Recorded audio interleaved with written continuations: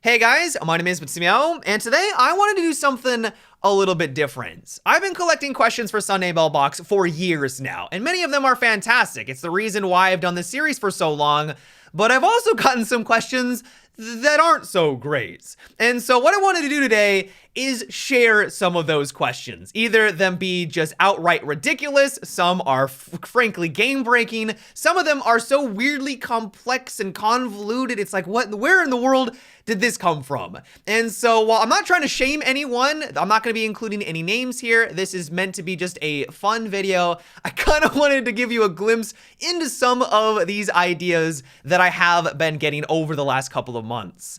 And so the first question, and probably one of my favorites, is what do you think of an offensive operator that has a small drone that can take one of the defensive operator's blood at a time for 10 damage, but also keep the blood and you can heal you or your teammates with the same blood type for 20 health? The way you would know if a operator is compatible.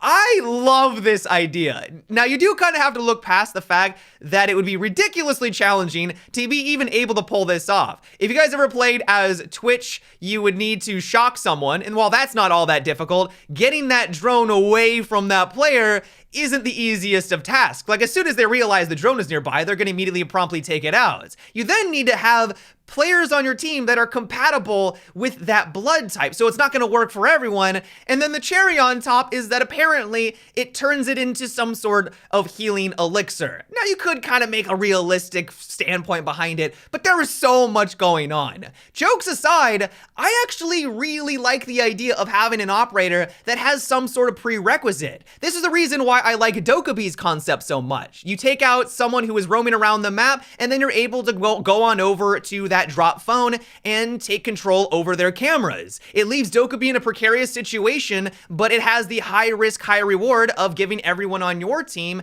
access to said cameras. I really like that kind of dynamic. And so if they introduced someone along these lines, maybe not exactly like this, but has some sort of prerequisite where if you take out a defender, you're able to go on over and then do something that then either heals or buffs everyone on offense, or at least a couple of people or something along those lines, like that could be a really cool idea. The next one is, how would you feel about a function in Siege where you have to buy batteries for your sites for each operator? These would be around 250 renown each and would last a week. I have 180,000 renown and nothing to spend it on, as I have all the operators and skins that I would like. So, god damn it.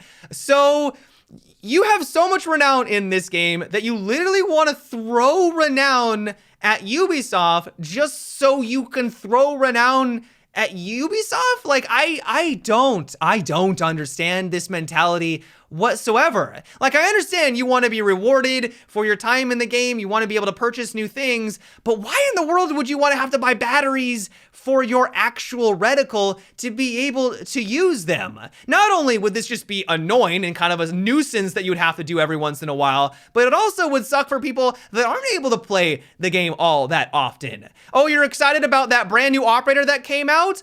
Well, you've had to spend thousands upon thousands of renown over the last couple of months just to simply be able to use your sites. My recommendation is that if you truly do have all of the operators and all the cosmetic items that you want, is to either just spend them on alpha packs. Alpha packs are essentially a renown dump. It seems like that's what Ubisoft uses it for. They're constantly adding in more cosmetic items. I think with this new season, they added in a new rotation, or just simply wait for a rainy day when you don't want to play Siege anymore and new operators come out. If you take an extended break from Siege and you come back, you don't have to buy the season pass anymore. You got all of this excess renown and you can use it then. But to add in a brand new system that essentially adds in a renown fee to play the game because you are going to need those batteries, I don't think that is that's a reasonable response to having excessive renown. But obviously, that is just my opinion. The next one is, what do you think about an offensive operator who can teleport to different parts of the map that they have already been to in that round? For example, this operator could plant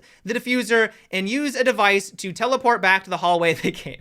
So so at this point, I can't tell if you guys are trolling me. Like, clearly there are some people out there, they'll post a Sunday Mailbox question where they're like, what do you think about a chef operator who's able to cook a great meal for everyone on their team that gives them some sort of bonus? Like, obviously those are jokes, but then you have something like this where I'm like, I can't tell because yeah, like that would be really useful. Like game mechanic wise, you would have to be able to push into a room. You wouldn't be able to teleport randomly. You'd have to establish the teleporter and then you'd have to establish the other part of the teleporter and then pass on through. But how in the world does this work in a realistic video game like Rainbow Six Siege? Like I know it's not the most ultra realistic game out there, but at least they try to have a bit of that authenticity, and that just like throws everything out the window. And so yeah, like something like this could add in some cool variety. It could add in like definitely new dynamics that we don't have. Like it's just never happening. Like there's never gonna be something like this in Siege.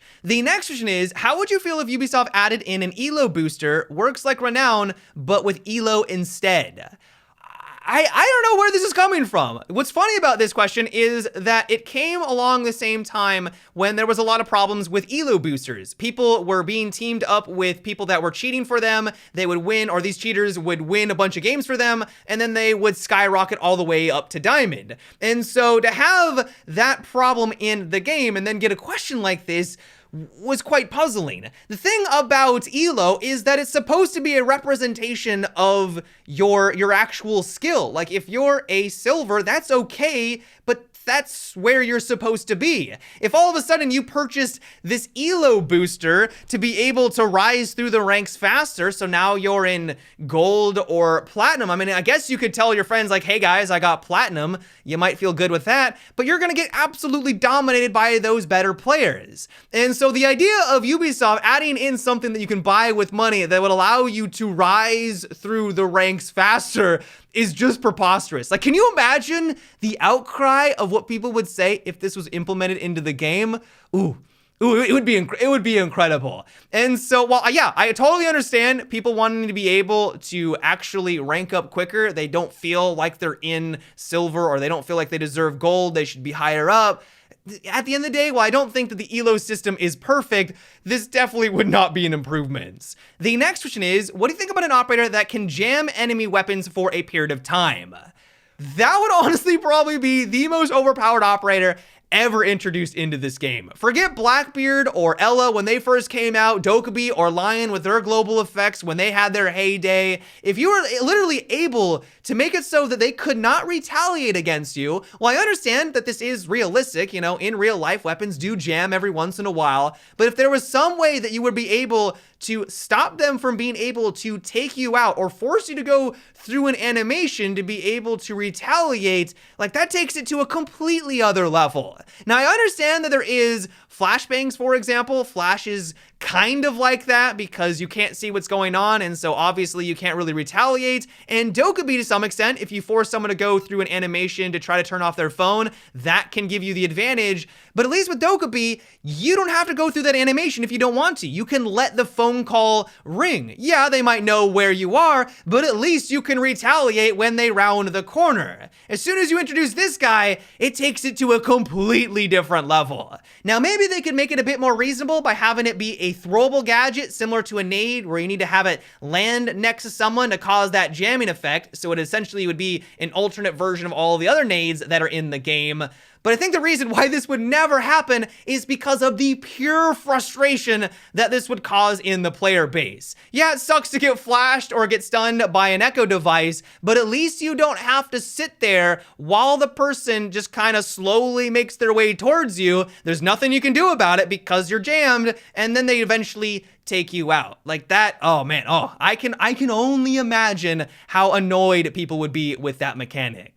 The next question is, what do you think about an offensive operator that has the ability to go undercover as a defender, but the offensive operator will only be able to do this once? So I imagine this idea is inspired by the spy from Team Fortress 2, assuming the identity of someone on defense, walking among their team without them actually knowing, and then taking advantage when the time is right. But honestly, this would either probably be horrible or just one of the most overpowered operators that they could add on in. Now, I'm assuming that as soon as they become a defender, they have the outline around them, they have the icon above their head, because if they don't have those things, it's going to be very obvious that they are someone on offense, and defense is going to be able to promptly deal with that. And so if all of those things are true, either you're going to notice, oh wow, someone just randomly popped up on my screen, who is that sixth person? Or you just simply don't notice them pop on up. That allows them to waltz around the map freely, gathering information, waiting for your back to be turned, or waiting for everyone to kind of clump on up, and then they promptly take you out when you do have your back turned.